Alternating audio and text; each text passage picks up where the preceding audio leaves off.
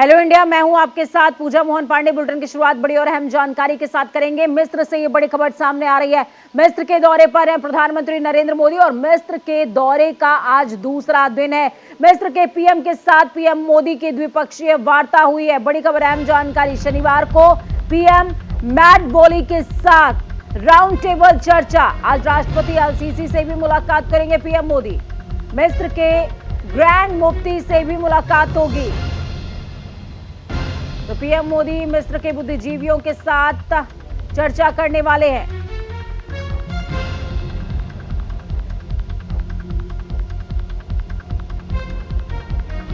हालांकि मस्जिद का दौरा करेंगे प्रधानमंत्री मोदी। मस्जिद का दाऊदी बोहरा समुदाय ने किया है नवीनीकरण। आपको बता दें कि हेलियापोलिस युद्ध कब्रिस्तान का दौरा करेंगे पीएम मोदी। दोपहर को 3 बजे भारत के लिए रवाना हो जाएंगे पीएम मोदी।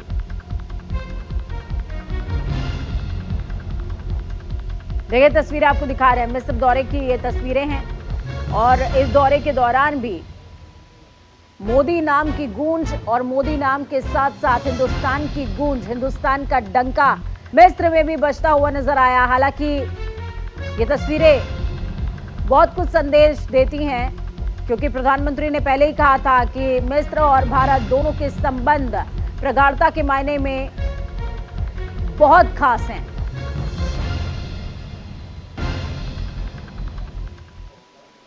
इस बीच देश से बड़ी खबर, अहम जानकारी आपको दे रहे हैं। मणिपुर की स्थिति पर सर्वदलीय बैठक। गृह मंत्री ने मणिपुर की स्थिति पर की है चर्चा। बड़ी खबर, अहम जानकारी इस वक्त आपको दे रहे हैं। बैठक में शामिल हुए 18 दलों के नेता। पूर्वोत्तर के 4 सांसद बैठक में मौजूद रहे। पूर्वोत्तर के 2 मुख्यमंत्री भी बैठक में मौजूद रहे हैं। विपक्षी दलों को गृह मंत्री ने मौजूदा स्थिति बताई। सर्वदलीय प्रतिनिधिमंडल मणिपुर भेजा जाएगा। टीएमसी का सुझाव इस दौरान रहा है कि प्रतिनिधिमंडल को मणिपुर भेजा जाना चाहिए। कांग्रेस ने सीएम बीरेंद्र सिंह के इस्तीफे की मांग की है। डीएमके ने क्या कहा वो भी समझिए। महिला आयोग की स्थापना का मुद्दा उन्होंने उठाया। खुले मन से विपक्ष के सुझावों पर विचार करेंगे, ये कहना है शाह का। तो मई के शुरुआती दिनों से जिस तरीके से मणिपुर जल रहा है, ऐसे में गृह मंत्री अमित शाह ने मणिपुर जाने का इनिशिएटिव लिया था। इसके बाद सर्वदलीय बैठक का इनिशिएटिव लिया और इस बैठक के बाद अलग अलग दलों की तरफ से अलग अलग सुझाव भी सामने आए हैं, जिसमें टीएमसी का कहना है कि एक प्रतिनिधिमंडल बनना चाहिए जिसको मणिपुर का दौरा करना चाहिए। पूर्वोत्तर के 4 सांसद बैठक में शरीक हुए। 2 मुख्यमंत्री भी बैठक में मौजूद रहे। डीएमके की अगर बात करें तो डीएमके का साफ तौर पर ये कहना था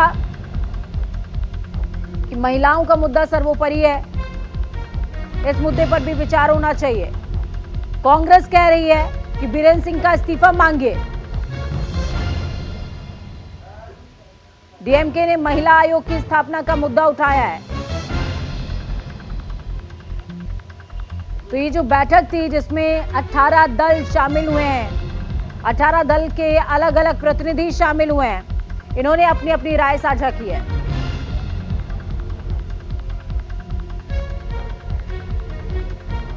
बने थे और किस तरीके से सरकार ने काम किया है उसको नियंत्रण में लाने के लिए, और उन्होंने फिर सारे पक्षों की बातें सुनी। पर हमारा कहना बस यही था कि ओवर 52 डेज हो चुके हैं और वो वायलेंस कंट्रोल में नहीं आ रहा है। लोगों की जानें गई हैं, मृत्यु हुई है, 60,000 से ज़्यादा लोग कैंप्स में रह रहे हैं। उन कैंप्स में भी हम देखते हैं कि जो रिलीफ मटेरियल पहुंचना चाहिए वो नहीं पहुंच रहा है। प्रधानमंत्री जी की चुप्पी को लेकर हमने कहा कि प्रधानमंत्री जी को किसी तरीके का जो कॉन्फिडेंस बिल्डिंग मेजर होता है वो प्रधानमंत्री जी जब तक नहीं बोलेंगे, कहीं ना कहीं मणिपुर के मन में लगेगा, मणिपुरी लोगों के मन में होगा कि उनका ध्यान मणिपुर को लेकर नहीं है। और अगर कोई भी राज्य में इस तरीके की घटनाएं हो रही हैं, प्रधानमंत्री का संज्ञान लेना जरूरी है। साथ ही साथ ऑल पार्टी डेलीगेशन वहां पे विजिट करे, देखे ऑन ग्राउंड क्या हालत है, तो वो भी हमने उनको सजेशन दिया है। देखिए, एक तो बड़े खुले मन से बात हुई। There was absolutely an open kind of situation where we all expressed our mind. 50 दिन हो गए और मौतें हो रही हैं, डिस्प्लेसमेंट हो रहा है। द आइडिया ऑफ होम उसका सबसे खराब स्वरूप मणिपुर में है। कई सारी चीजों पे बात हुई, जो पॉलिटिकल वहां लीडरशिप है उसमें कंप्लीट मिसट्रस्ट है, और ये लगभग सभी लोगों ने कहा।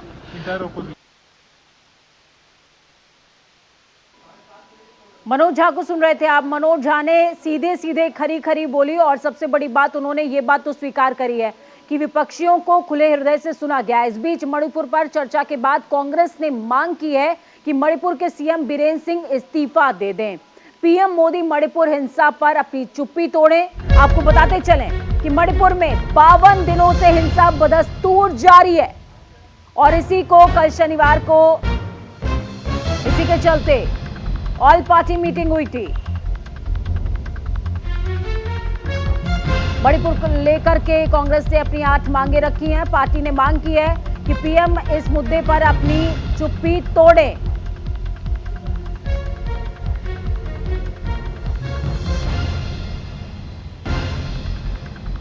सीएम को तुरंत बदला जाए। तो वहीं कांग्रेस नेता जयराम रमेश ने आरोप लगाया है कि मीटिंग में कांग्रेस पार्टी की ओर से शामिल हुए मणिपुर के पूर्व सीएम ओकराम इबोबी सिंह को अपनी बात रखने के लिए सिर्फ और सिर्फ 7 मिनट दिए गए।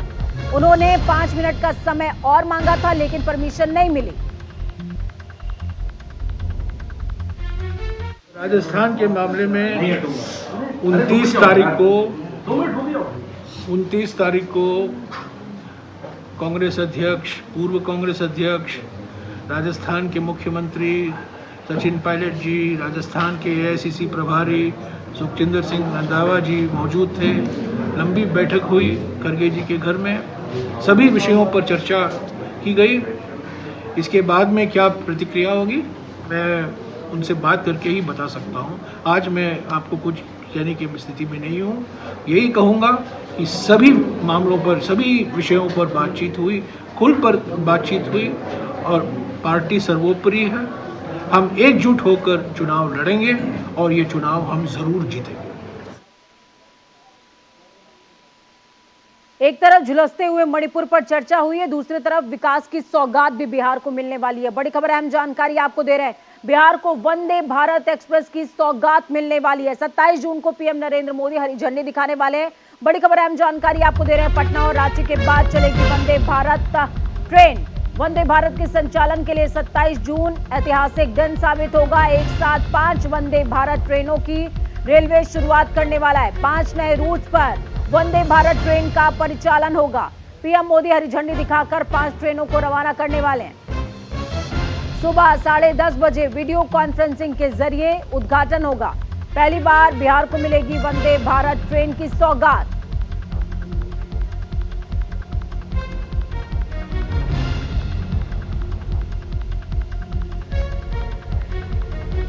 तो बिहार को वंदे भारत ट्रेन की सौगात मिलने वाली है। पहली बार बिहार को सेमी हाई स्पीड ट्रेन की सौगात मिलेगी। 27 जून को ये सौगात प्रधानमंत्री खुद देंगे। इस बीच आपको बता दें कि 5 वंदे भारत ट्रेन की सौगात मिलने वाली है, जिसमें इंदौर को भी सौगात मिलेगी। जबलपुर में रानी कमलापति वंदे भारत एक्सप्रेस ट्रेन मिलने वाली है। डिटेल आपकी टीवी स्क्रीन पर ग्राफिक्स के जरिए हम दिखा रहे हैं। बेंगलुरु को भी सौगात मिलने वाली है। मडगांव को भी सौगात मिलने वाली है। पटना और रांची के बीच भी वंदे भारत एक्सप्रेस ट्रेन चलने वाली है। इंदौर और भोपाल के बीच भी वंदे भारत एक्सप्रेस ट्रेन का संचालन प्रधानमंत्री खुद शुरू करेंगे। जबलपुर के लिए भी बड़ी सौगात इस बीच देखने को मिलेगी। तो वंदे भारत का जो इतिहास रहा है वो अपने आप में बहुत ही खास रहा है। प्रधानमंत्री ने हरी झंडी दिखाई है और इसी के बाद लोगों के जीवन में, उनके यातायात सुविधाओं में परिवर्तन आया है। अब आपको बड़ी खबर रूस से देने जा रहे हैं, क्योंकि रूस में जिस तरीके से कल तक लग रहा था कि तख्ता पलट हो जाएगा, वो अब साफ हो चुका है। बड़ी खबर, अहम जानकारी। रूस में अब तख्ता पलट की जो तमाम संभावनाएं थी वो खत्म हो चुकी है। बेलारूस के राष्ट्रपति ने कराई है डील। वैगनर ग्रुप विद्रोह खत्म करने के लिए राजी हो गया है। अलेक्जेंडर लुकाशेंको की सलाह पर प्रिगोजिन राजी। वैगनर चीन ने सैनिकों को दिया रुकने का आदेश। मॉस्को की ओर से बढ़ रहे सैनिकों को रुकने का आदेश दिया गया है। कैंप की ओर लौटने लगे हैं वैगनर ग्रुप के सैनिक।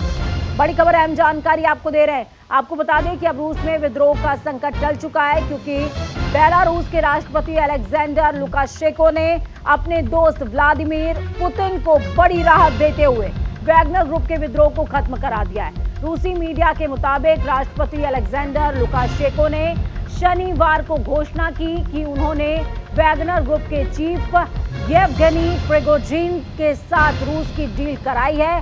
इसके तहत वैगनर ग्रुप के चीफ येवगेनी प्रिगोजिन ने अपने सैनिकों को पीछे हटने के लिए कह दिया है, ताकि खून खराबा रोका जा सके। तो वहीं वैगनर ग्रुप के चीफ येवगेनी प्रिगोजिन ने मॉस्को की ओर बढ़ रहे अपने सैनिकों को रुकने के आदेश देते हुए सभी सैनिकों को अपने अपने कैंप में लौटने के आदेश जारी कर दिए हैं। ये वही येवगेनी हैं जिन्होंने कहा था कि मेरे पास 25,000 लड़ाके हैं जो कि कहीं भी मर मिटेंगे।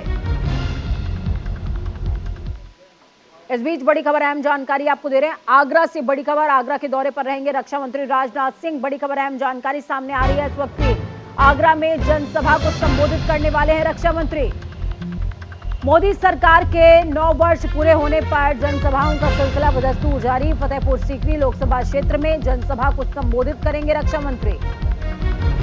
आपको बता दें कि 30 मई से लेकर 30 जून तक कार्यक्रम का सिलसिला बदस्तूर जारी है। आगरा लोकसभा क्षेत्र की बात करेंगे, जहां पर आज जनसभा करने वाले हैं। केंद्रीय मंत्री मीनाक्षी लेखी सभा में शरीक होंगी।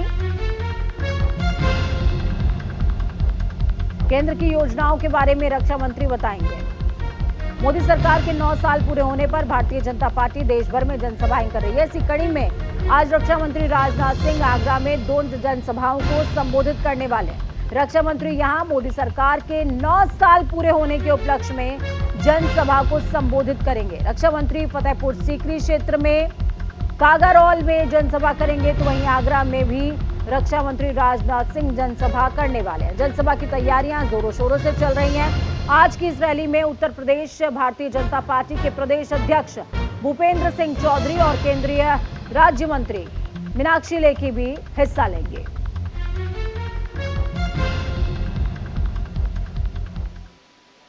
इस बीच आपको नोएडा से बड़ी खबर, अहम जानकारी दे रहे हैं। नोएडा के दौरे पर रहेंगे सीएम योगी आदित्यनाथ। सुबह 10:30 बजे यानी कि अब से कुछ ही देर के बाद से लेकर के शाम को 6:30 बजे तक नोएडा में ही रुकने वाले हैं मुख्यमंत्री। 1700 करोड़ रुपए की परियोजनाओं का लोकार्पण भी होगा, शिलान्यास भी होगा। तो मुख्यमंत्री का ये दौरा खास होने वाला है। ग्रेटर नोएडा में एक निजी कंपनी का उद्घाटन करेंगे योगी आदित्यनाथ। जनसभा को भी संबोधित करेंगे। आईएएस टॉपर इशिता किशोर को सम्मानित करेंगे। इशिता के साथ 3 और अभ्यर्थियों को सम्मानित करेंगे यहां पर मुख्यमंत्री। शाम को 6:30 बजे लखनऊ के लिए रवाना हो जाएंगे। इशिता के साथ 3 और अभ्यर्थियों का सम्मान करेगी सरकार। आपको बता दें कि आज सीएम योगी आदित्यनाथ के दौरे पर रहने की बात स्पष्ट हो चुकी है। सीएम योगी आदित्यनाथ आज सुबह करीबन 10:30 बजे से शाम को 6:30 बजे तक नोएडा और ग्रेटर नोएडा में रहने वाले हैं। इस दौरान वो परियोजनाओं का लोकार्पण भी करेंगे और शिलान्यास भी करेंगे। एक जनसभा को भी संबोधित करने वाले हैं। इसके अलावा ग्रेटर नोएडा में एक कंपनी का उद्घाटन करेंगे और साथ ही संघ लोक सेवा आयोग की परीक्षा में टॉपर इशिता किशोर और 3 अन्य सफल अभ्यर्थियों का भी सम्मान करेंगे। सीएम योगी इससे पहले आज वो सुबह वृंदावन में श्री बांके बिहारी मंदिर का दर्शन पूजन करने वाले हैं और सुबह 8:30 बजे के करीब संतों के साथ जलपान करने के बाद नोएडा के लिए रवाना होंगे।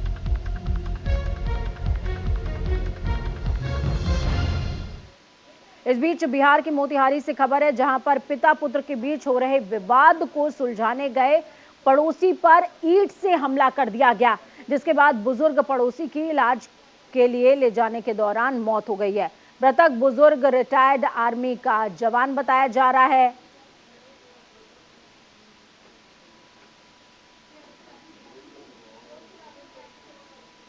आज टाउन थाना क्षेत्र आज़ाद नगर क्षेत्र में एक व्यक्ति जगत प्रसाद सिंह, जिनकी उम्र तकरीबन 70 वर्ष है, इनकी हत्या वहां के साक्षियों द्वारा बताया गया कि ईंट से पत्थर एक व्यक्ति के द्वारा किया गया है, पत्थर से मारकर किया गया है। हम लोग आवेदन अभी अप्राप्त है, बट प्राथमिकी दर्ज की जा रही है और जो व्यक्ति इसमें जो है शामिल हैं उनकी गिरफ्तारी तुरंत की जाएगी। उसके साथ हम लोग सत्यापन कर रहे हैं कि वो व्यक्ति कौन था।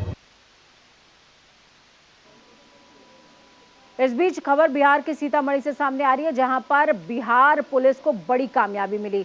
बताया जा रहा है कि जमुरहा छतौना में पुलिस ने छापेमार कार्रवाई करते हुए 5 कुख्यात अपराधियों को गिरफ्तार किया है। बदमाशों पर सीतामढ़ी के कई थानों में पहले से ही दर्जनों मामले दर्ज हैं। आरोपी भारत नेपाल सीमा पर किसी आपराधिक घटना को अंजाम देने की फिराक में थे। तभी सूचना मिलते ही पुलिस ने आरोपियों को 2 पिस्टल, 6 जिंदा कारतूस के साथ गिरफ्तार कर लिया है।